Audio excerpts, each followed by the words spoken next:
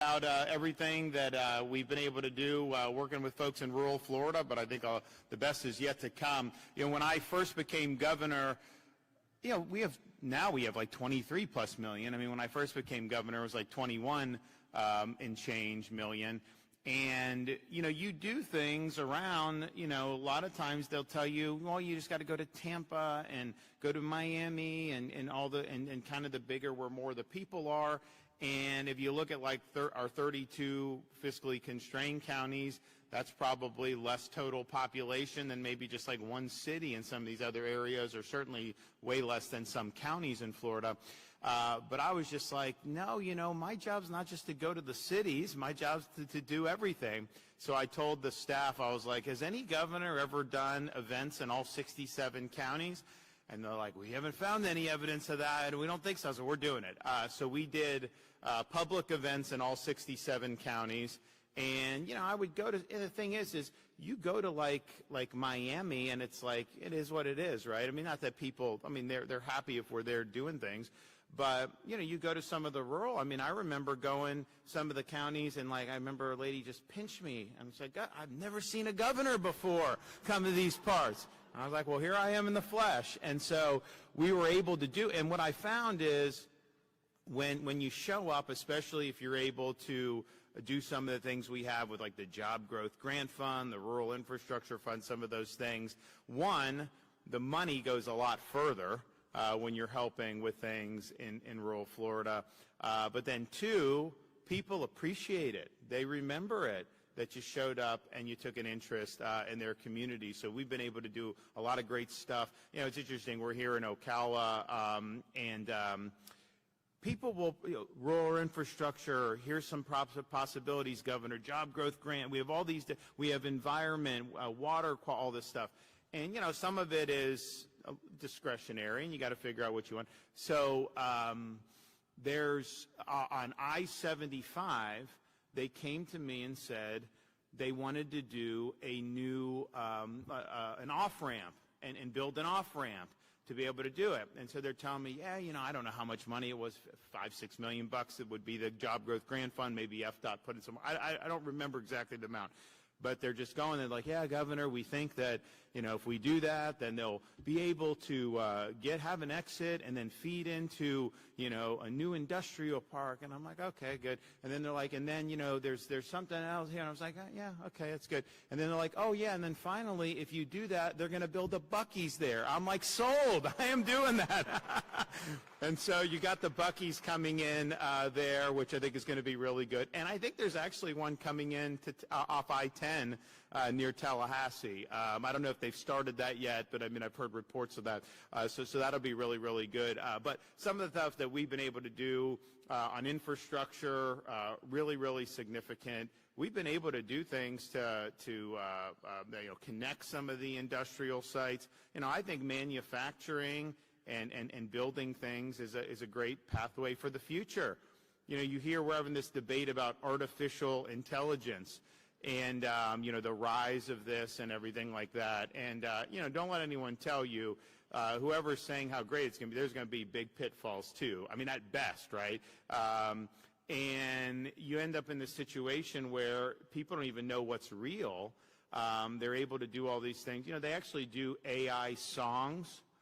So my wife, I love her, but she'll write a song about Madison, Mason, and Mamie, our kids, going to the park, and they will write a song about it. And then there's like an app where you can put the lyrics into the app, and they will actually play a song. And, you know, it's interesting. So my kids, when she started doing that, after a couple times, they're just like, Mommy, we don't like AI songs. We like real songs. It's just funny to see how people respond to some of this stuff. But a lot of people are saying that as AI advances, that it's going to really undercut a lot of jobs, a lot of white-collar jobs. I mean, the people that went to college and then, you know, they want to graduate and then go into like accounting or some of these things. the thought is that maybe that is going to be there. I don't think that's a good thing. There's some people that think it is. You know, I don't. It's one of the reasons why I don't think we should be subsidizing it. Why would we subsidize something that could potentially, you know, cause problems for folks? You know, it's one thing if technologies develop and then people can figure out. But be that as, and oh, by the way, the accuracy of some of this stuff. So, you know, I grew up in the Tampa Bay, so I'm a Tampa Bay Bucks fan. But, you know, we live in Tallahassee because of the governor. And a couple weekends ago, it was a big game, Bucks versus Patriots. And the Patriots are like resurgent. They're doing really good.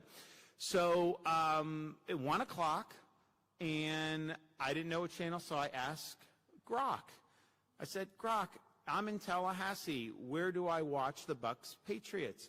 I said, oh, it's on WCTV, your local CBS affiliate. I'm like, okay. Go there, 1 o'clock, put it on. Jaguars and Texans. And I'm like, well, wait a minute. So then I was like, well, they didn't have that on there. You said whatever. It's like, well, yeah, actually, you need to get it on Paramount Plus, a streaming service. So I signed up for Paramount Plus.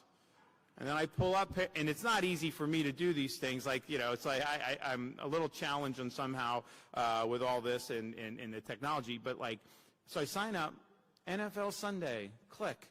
What are your options? Jaguars and Texans. No, and I'm like, and so it was just wrong. So I think there's going to be a lot of issues there. But let's just say, you know, that some people think that's going to go in that direction. You know what's going to be even more necessary are people that have these concrete vocational skills, people that actually, you know, some of the technology may help workers be more productive, but they're not going to be able to fully replace that. And so I just think we have an opportunity to continue to build that manufacturing base. And I think we've added, I mean, Alex knows the exact numbers, but since I've been governor, you know, we've added tens of thousands of manufacturing jobs just in the state of Florida over the last 6 years. It's interesting. We've been ranked #1 economy in the United States 3 years in a row by CNBC and by U.S. News and World Report. Now, editorially, neither of those outlets probably want to rank Florida 1 if they could help it, but the results speak for themselves. So you've seen that. And since COVID, if you look at all the jobs that have been created nationwide, Florida, with about 6.5% of the U.S. population, about 14% of all new jobs nationwide were done in Florida. And we've actually created more jobs in Florida than some of these other big states combined who have lost population and lost business. So there's a lot of good momentum going forward, but I really do appreciate the opportunity to help on the infrastructure front, particularly for those types of projects. We've also helped on the education front and on the vocational education front. You know, we've done a lot to expand commercial driver's license throughout the state of Florida. I think it's a great opportunity for people to be able to do it. Certainly don't want these guys that they licensed in California that can't even speak English, and then they run over people, or they end up blocking a road and 3 people die because of what they're doing here in Florida. We never licensed them. That was licensed in California. So I think we have an opportunity to produce our own folks. And a lot of these jobs, you go in and you're making $100,000 a year right at the start. So that's a great opportunity. And so we're doing that. We're proud of that. We've also done a lot on the Rural Infrastructure Fund, apart from our job growth. That's something that I've put in the budget each and every year. We've worked very closely with Ben Albritton, the president of the Florida Senate, on this. He's a very big champion for rural Florida. And a lot of what he was focused on in the last legislative session was helping in a variety of ways. Some of it job training, a lot of it infrastructure in areas that, and the thing is, you do that there, people will never forget that. I mean, it'll be really, really a big deal. You know, I do stuff, and look, people appreciate it. I mean, we do infrastructure all over the state. I did Moving Florida Forward, which was basically, yeah, we got this great transportation budget. We're like doing all that. But I've got all these projects that need to get done. Some of them aren't even scheduled to start until next decade. Well, how does that help people in traffic now? So we had, you know, big surplus, and we've cut taxes, paid down debt. We've done all of that. But I took some of that. So we ended up doing $7-8 billion surged it up front, and then we could accelerate these projects. So now we're going to have completed projects up to 15 years ahead of schedule because we're getting the shovels of ground doing that. But like I-4, you know, there's been I-4 Ultimate that have been done, and then as you get into like Disney and Champions Gate and Polk, I mean, it was tough. So just doing the temporary lanes, which we opened like 9 months ahead of schedule, we were able, and you could track it with the cameras, commute cut in half for people. And I'll tell you, I've had people be very emotional about it because there's saving time for them. They're able to spend more time with their family, able to do all that.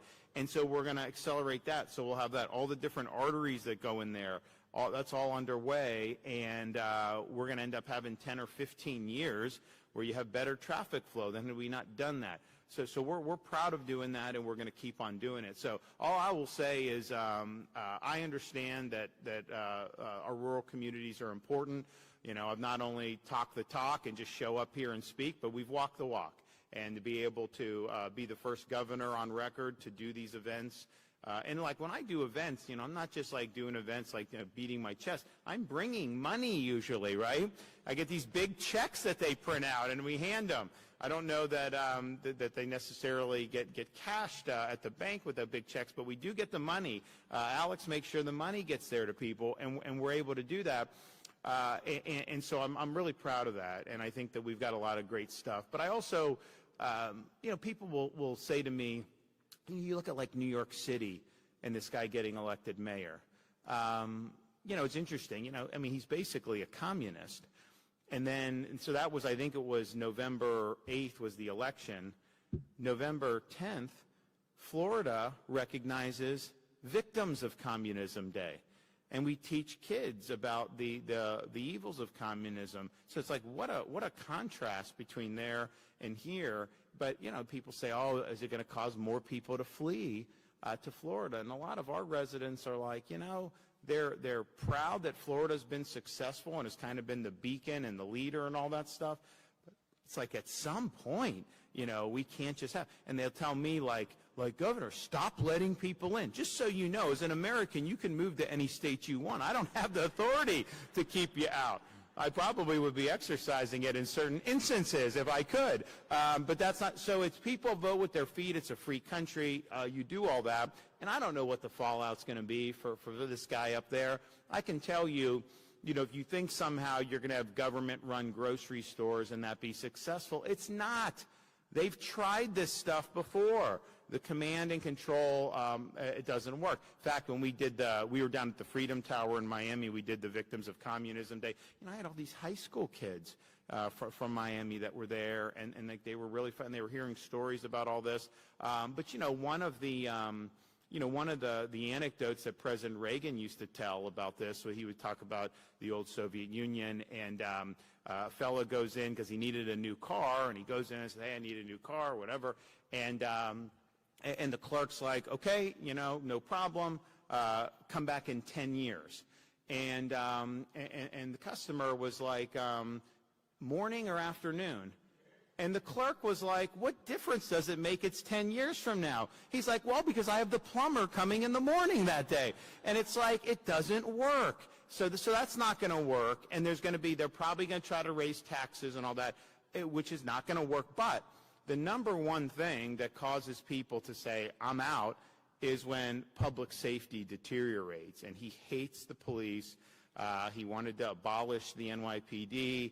And I think they're going to be putting more criminals back on the street. That is not going to end well. So I don't know what that means for us. It's not, as an American, you can live, move where you want. But I do think it's important, you know, that we maintain the character of rural Florida. You know, we've worked hard on things like the Rural and Family Lands program, so that, you know, it's viable to keep these lands, these farmlands, prevent that from ending up being part of some concrete jungle. We've done the Florida Wildlife Corridor, massive expansion of that, really up and down the state. And I just think it's important. You know, some of these areas that we'll visit, honestly, my wife and I, we like a lot of the smaller areas. And I tell people, we were just at University of Florida yesterday. We have this thing called the Hamilton School for Classical Learning and Civics. It's the #1 place to study Western civilizations and the founding of the American Republic anywhere in the country already. And we just opened it a few years ago. But we got all these great scholars. You know, we got the guy we've got from Princeton, Gelzo, best Civil War and Lincoln historian in the country. And he comes to Hamilton School at University of Florida. They just brought a guy from Harvard who had been there 40 years and said he couldn't take it anymore because of the ideology and wanted to come someplace where you had real robust inquiry. So he came to Florida, and we got these other people. So I was there. We did a groundbreaking yesterday, and we're looking through all of that. But man, what a model that is in terms of what we're able to do going forward. So we want to make sure that we keep the character. And so my wife and I was telling those, I was like, why did I bring up Hamilton School? I brought it up because I was talking to some of the professors who've come from all over the world to come to Gainesville. And I said, have you had a chance to explore Florida? And some of them said, we were in Miami or we were in there. And I was like, you know what? Just go to the West Coast from right here. You can go to like Levy County or some of these places. You got these, nice areas you can go. It's not too crowded. Mom and pop restaurants, all these other things. Unfortunately, we've had hurricanes hit the Big Bend area. And, I tell people, I'm going there, and we're helping out, and we're happy to do that. So we do something one day, and I go to one of the restaurants on the way out. And the fella gives me massive stone crab claws. Bigger than you get in the Keys. I couldn't believe it. I was telling people, you got to go there. You got to go all that. Apalachicola, my wife and I like. Like, all these places are good because it really is representative of old Florida. And look, there's a time and a place to have the big high-rises and the hotels and the condo on like South Beach. That's fine, but that's not the sum total of the Florida experience. So I think it's important what you guys are doing for economy, for opportunity, but I also think part of the culture of Florida really relies on having strong rural communities, special communities, and they're places that I'm proud to say I've been able to go and see firsthand. And you'll see me more as the next year and a half wears on. So God bless everybody. Thank you so much, and best of luck along the way.